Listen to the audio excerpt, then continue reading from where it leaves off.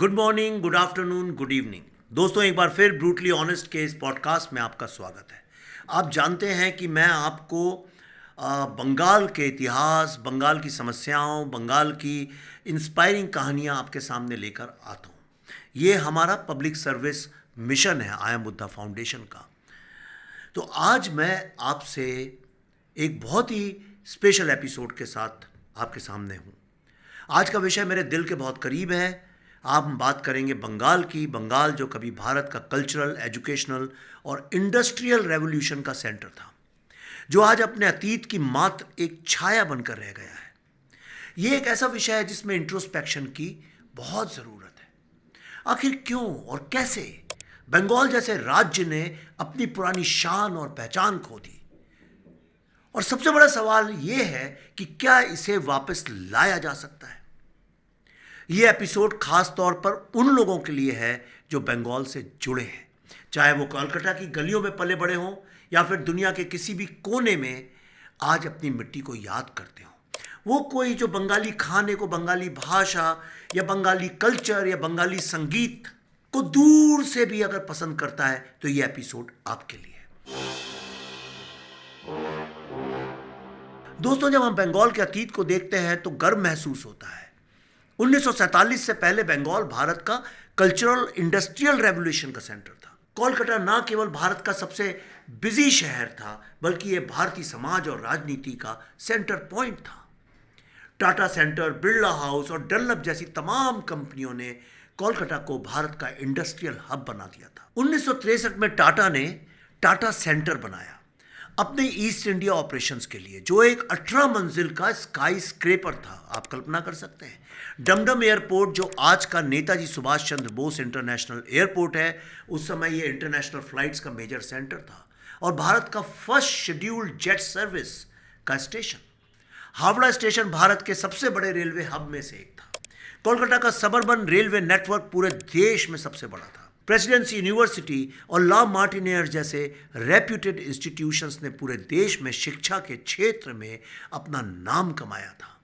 रविन्द्रनाथ टैगोर, सत्यजीत रे, स्वामी विवेकानंद, श्यामा प्रसाद मुखर्जी जैसे महान व्यक्तित्वों की भूमि बंगाल ने भारत की संस्कृति को समृद्ध किया था। बंगाल केवल एक राज्य नहीं था, यह एक विचारधारा थी। यहाँ एक ऐसी जगह थी जहाँ से विचार और क्रांति जन्म लेते थे, लेकिन समय ने इस सुनहरे दौर को फीका कर दिया। बंगाल के डाउनफॉल की कहानी अचानक शुरू नहीं हुई। ये धीरे धीरे डिकेड्स आफ्टर डिकेड्स हुआ, और इसके पीछे कई सामाजिक, राजनीतिक और आर्थिक कारण थे। दोस्तों, संजीव सान्याल, जो प्राइम मिनिस्टर के इकोनॉमिक एडवाइजरी काउंसिल के मेंबर हैं, उन्होंने कोलकाता को लेकर एक कंट्रोवर्शियल कमेंट किया था। उन्होंने कहा कि यह शहर मरा नहीं, इसकी हत्या की गई है, और मैं इससे पूरी तरह सहमत हूं। मैं पूरी तरह से सान्याल साहब की बात को मानता हूं। यह शहर मरा नहीं, इसकी हत्या की गई, लेकिन मेरा ऐसा विश्वास है कि इसमें शायद अभी भी थोड़ी सी सांस बाकी है, और अगर हम इसको अच्छे से सीपीआर दें तो इसको फिर से पुनर्जीवित किया जा सकता है। लेकिन अगर संजीव सान्याल ने कहा कि यह शहर मरा नहीं, इसकी हत्या की गई है, तो आप जानते हैं क्यों? क्योंकि 1960 के दशक में नक्सलबाड़ी अपराइजिंग की वजह से स्टेट के जितने भी ब्राइट रेजिडेंट्स थे, उन्होंने माइग्रेट करना शुरू कर दिया। नक्सलवादी आंदोलन और छात्रों की राजनीति ने राज्य में अस्थिरता पैदा कर दी। यह एक ऐसा समय था जब छात्र राजनीति हिंसा में बदल गई, और इसने पूरे समाज को इफेक्ट किया। शुरुआत में यह माइग्रेशन स्लो था, फिर यह एक बाढ़ की तरह बढ़ने लगा। अगर आप कभी यह देखना चाहते हैं कि असली ब्रेन ड्रेन एक शहर के साथ क्या कर सकता है, तो कोलकाता को देखिए। और नक्सल मूवमेंट के साथ ही साथ एक बहुत ही खतरनाक एंटी कैपिटलिज्म का बंगाल में उदय हुआ। इस विचारधारा के सपोर्टर्स का उद्देश्य वर्कर्स और गरीबों के अधिकारों की रक्षा करना था, लेकिन इस विचारधारा ने राज्य के आर्थिक विकास को पूरी तरह से ध्वस्त कर दिया। हड़ताल और विरोध प्रदर्शनों के चलते इंडस्ट्रियलिस्ट को राज्य छोड़ने पर मजबूर होना पड़ा। एक के बाद एक बड़े इंडस्ट्रियलिस्ट बंगाल से बाहर चले गए। टाटा का नैनो प्लांट, जो सिंगूर में बनने वाला था, गुजरात शिफ्ट हो गया।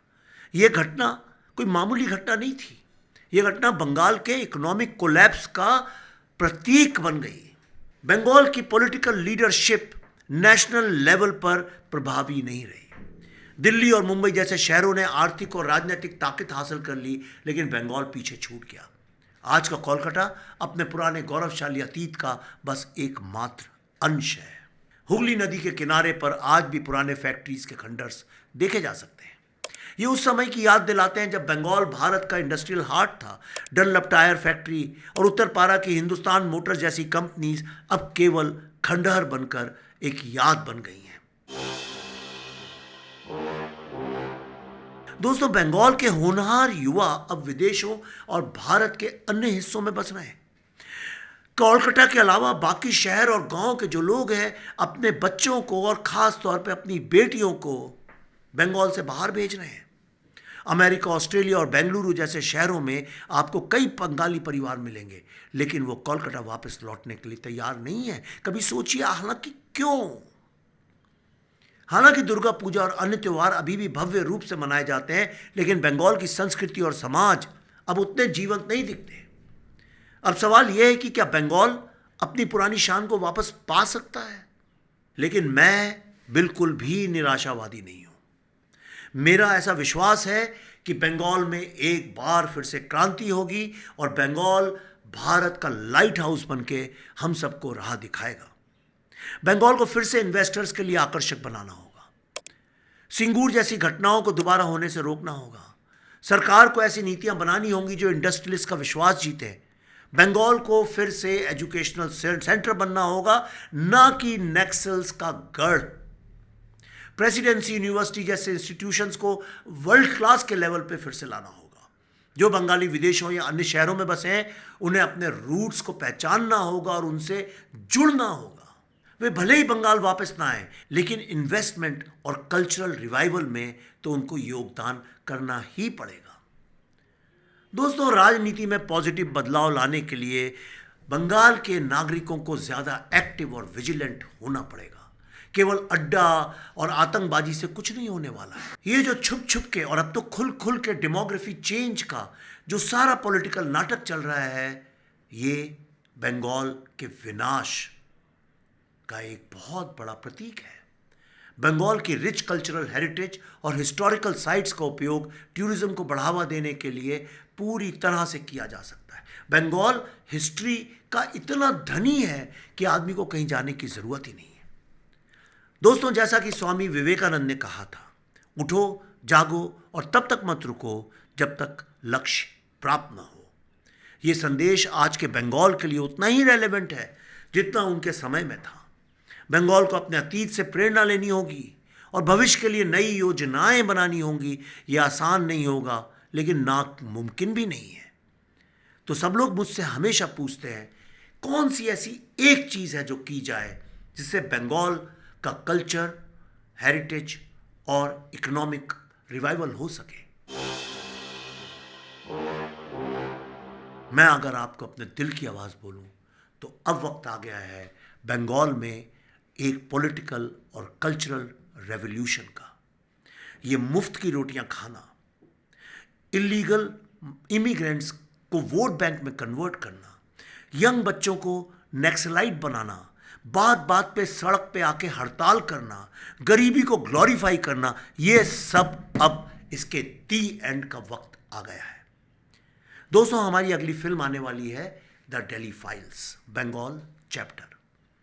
ये बातें मैं इतने कॉन्फिडेंस से इसलिए कह रहा हूं क्योंकि हमने कम से कम 150-200 किताबें पढ़ी होंगी, 15,000 पेजेस से ज़्यादा का रिसर्च पढ़ा है, तमाम हिस्टोरियंस और इंटेलेक्चुअल से बात की है और इस नतीजे पे मैं पहुंचा हूं कि